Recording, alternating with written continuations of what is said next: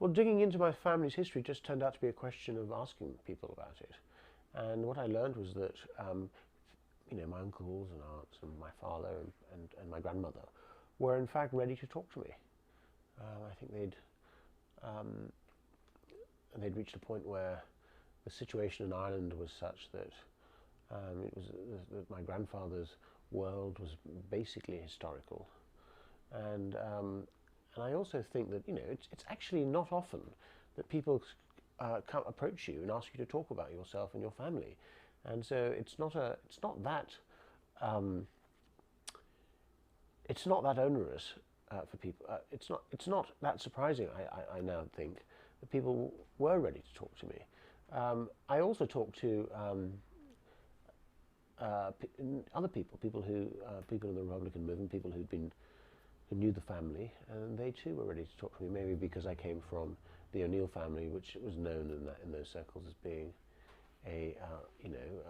on the inside, and and the fact that I have this English accent and etc. didn't seem to inhibit anybody, as far as I can tell.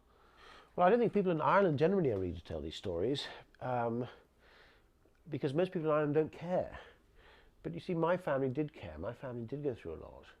They did put a lot of effort in, and they did pay a price for, for their political beliefs, and whether or not you agree with it, what they did.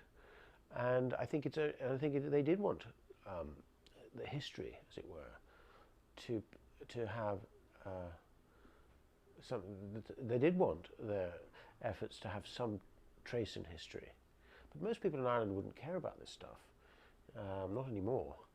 Ireland has changed, and what people were talking about in Ireland had changed by the time I came to write this book and to do the research for it.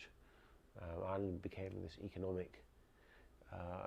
Ireland became a country which was essentially about the bourgeois adventure, which is about money and things like that, whereas it had not been such a place, I think, as recently as the 1980s.